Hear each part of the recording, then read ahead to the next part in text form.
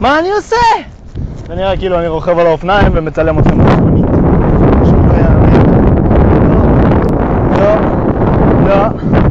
לא יאמן. שימו לב.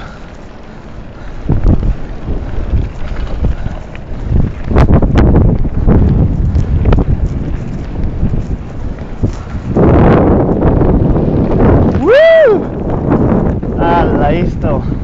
קיצר, אני בדרך לתל אביב עכשיו. אני רוכב לסניר, למרות שהוא כרגע בעבודה, אז אני אקפוץ קודם לקרן. אולי נראה אחר כך גם לאורן.